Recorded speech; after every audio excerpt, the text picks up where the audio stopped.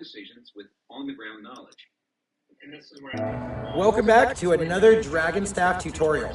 So we already covered the outward chi roll in the last video, and if you haven't practiced that yet, go check that video out and get your outward sync and async chi rolls down nice and smooth.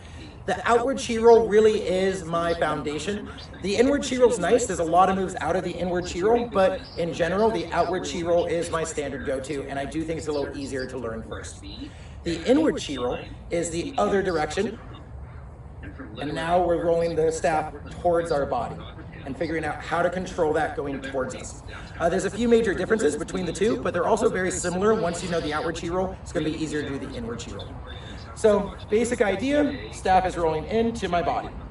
Starting with the sync, same time chi roll, I would just have it roll into me, put my hands in, and pull it back out. And I like to use my thumbs. You can see my thumbs are right there catching it. As soon as it gets in, I catch it with my thumb and pull it back out. Just because that's an easy way to lift that staff away from your body and push it back to where it's going to be on the outside of your hands. You don't have to use your thumbs. You can always use the back of your hand. So I come in, back of the hand, out. In, back of the hand, out. Same kind of positions as the other chi roll, where position 1 is here, position 2 is here. Boom, boom. Same thing as here and here. Same idea, except it's coming in, same concept. So now on to the split time async chi roll, which I think always looks better. The major difference between the outward and the inward chi roll with your hand motion is for the outward chi roll, you're going in and back out, where for the inward chi roll, you're actually coming in and continuing the motion through. In and continuing the motion through. So for being async, I'd have one hand in, one hand out, and be doing like this. So I recommend trying this without the staff first. The normal chi roll would be here, outward chi roll, inward chi roll. Full 360 circle of the arm rotated at the elbow through. So as it comes in, put one hand in, and then I pull it back out, palm up. Pull it back out, palm up.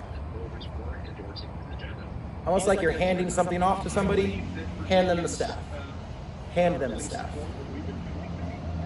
And again, I use my thumb sometimes if I'm getting stuck.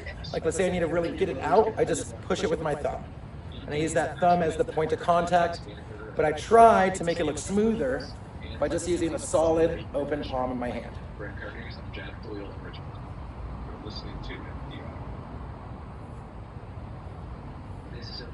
And the same thing with the other outward chi roll.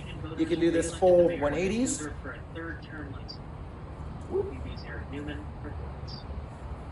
Or you can do it right in front of you, just with your palms of your hands. Or you can do it back side to side.